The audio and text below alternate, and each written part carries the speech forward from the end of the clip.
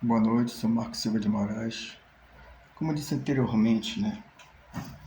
Eu disse anteriormente que as autoridades têm medo das organizações anarquistas. Eu preferia ver o Brasil, porque o Brasil nunca teve uma contemplação sobre o anarquismo. Vamos falar sobre isso, né?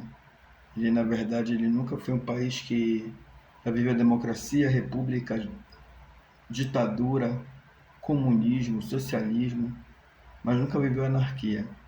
Quando viveu a anarquia, foi em 1917, quando os operários de São Paulo se organizaram e fizeram uma greve geral. Então, os trabalhadores se organizaram, né, os sindicatos.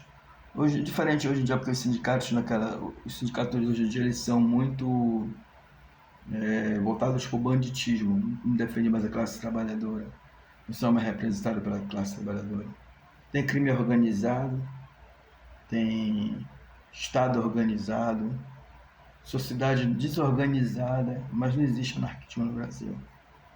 Esse é um dos fatores. Por exemplo, a cabanagem foi a maior revolução anárquica que ocorreu, mais sangrenta da América Latina. Só que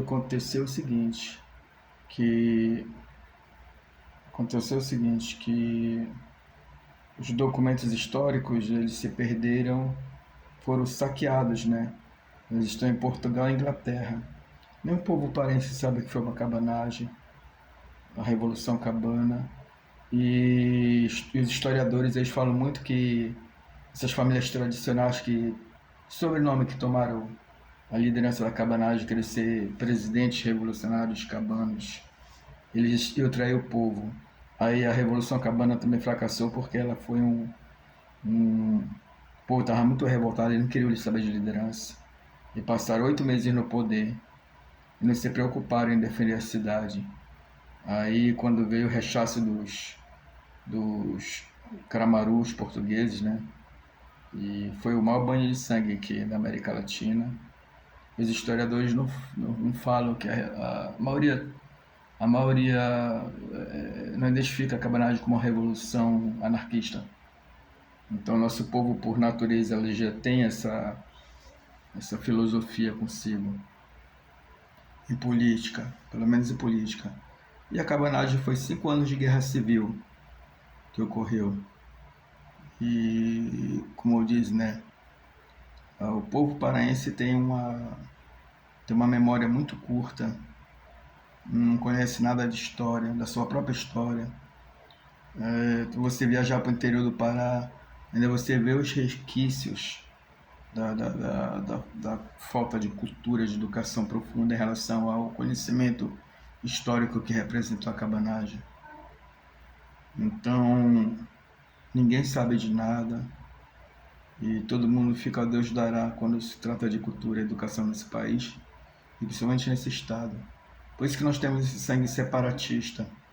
Tanto é que a última estrela isolada em cima da bandeira de ordem e progresso é a bandeira do Pará, porque ela efetuou a revolução mais violenta e sangrenta da América Latina.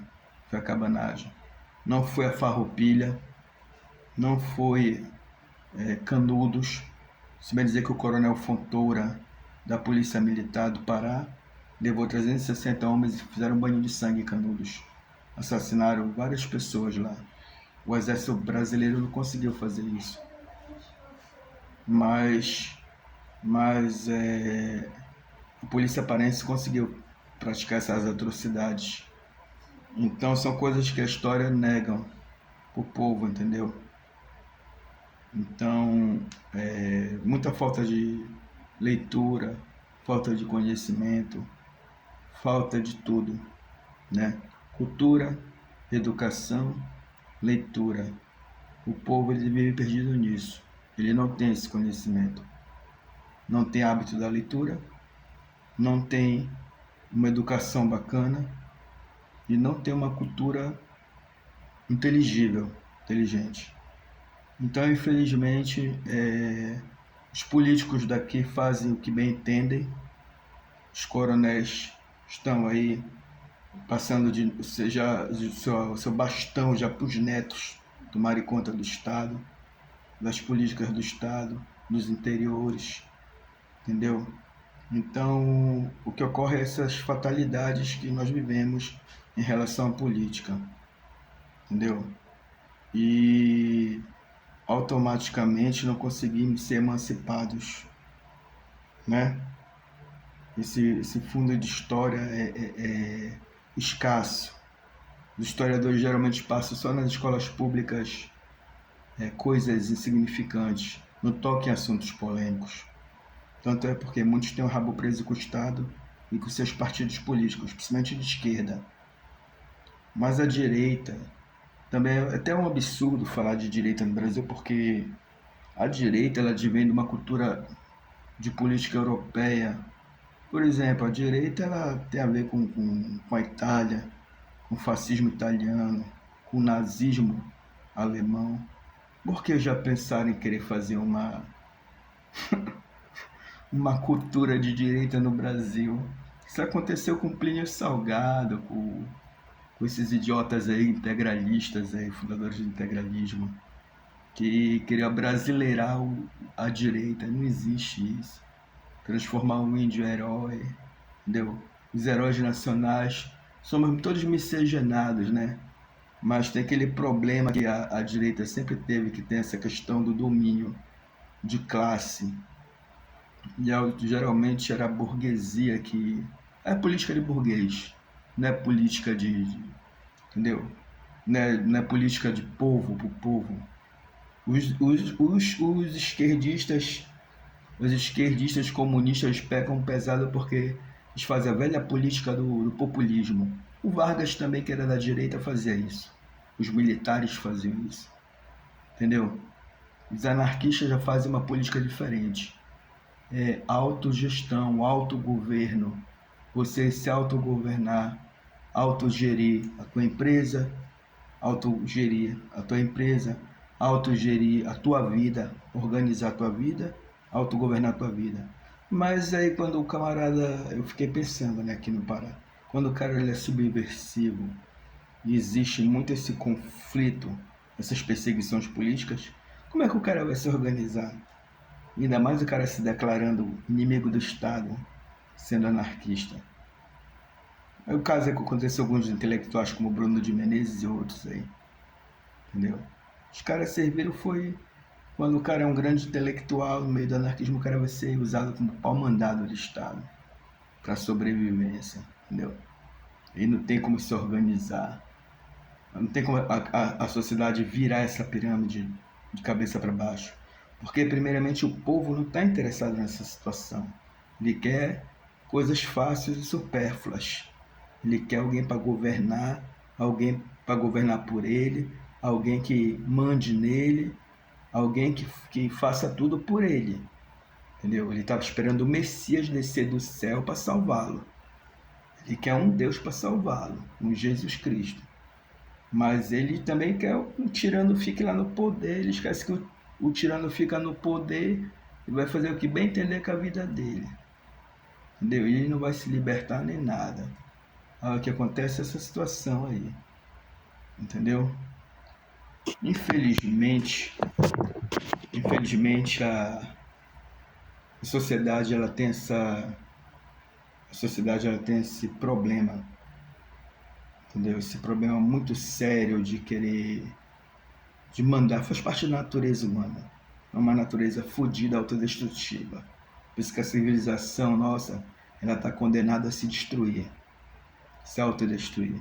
Porque eles querem poder, eles querem mandar, e um quer pisar em cima do outro, quer dominar, quer sentir o tesão de sentir alguma coisa na vida. O cara pode ser um bosta, um merda qualquer na vida, não ter nada, mas ele quer sentir o tesão, o prazer de ter domínio sobre o outro. Entendeu? Ele não pensa em liberdade. Isso que o anarquismo prega. Uma liberdade total. Entendeu? Uma liberdade sem precedências. Entendeu? Sem limite. Entendeu?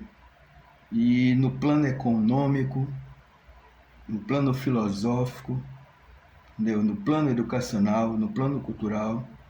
Só que o medo das autoridades é essa.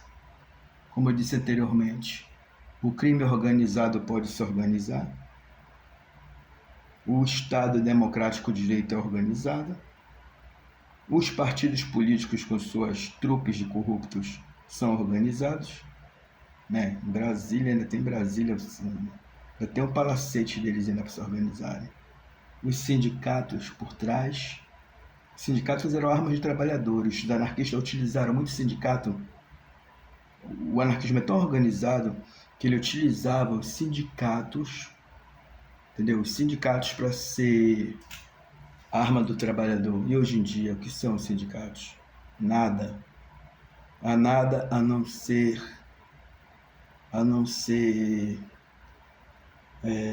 mero produto de uma classe corrupta, entendeu? Sindicalismo é isso hoje em dia.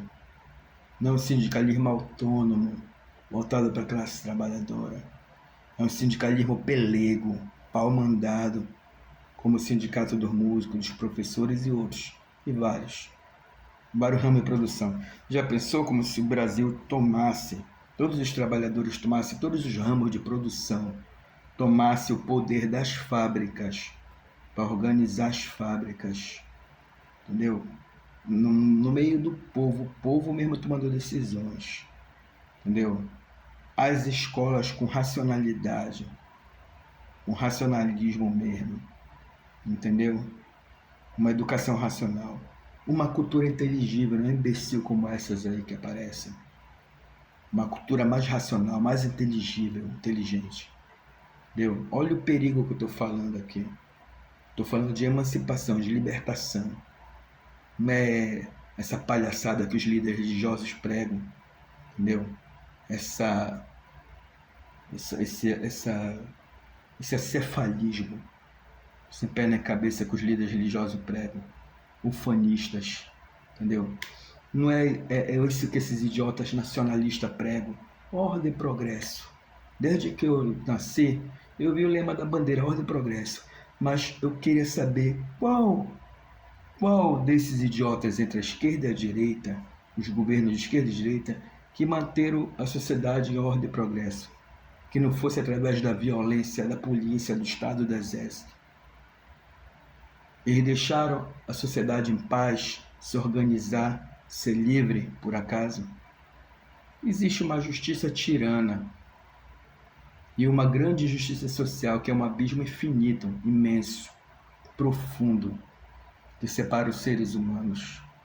Agora eu vos pergunto, existe liberdade em todos esses campos, tanto no campo econômico, no campo do pensar, campo filosófico, social, político? Existe liberdade para a sociedade, para o ser humano em si, para o indivíduo? Não.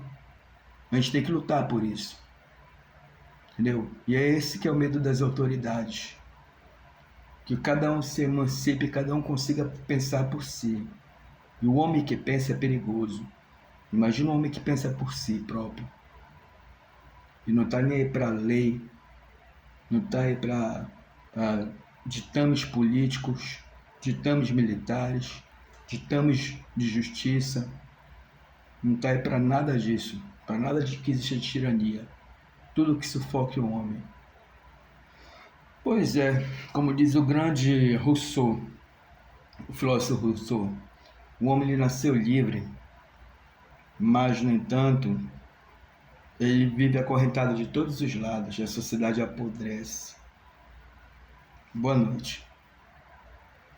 Vamos pensar mais em liberdade.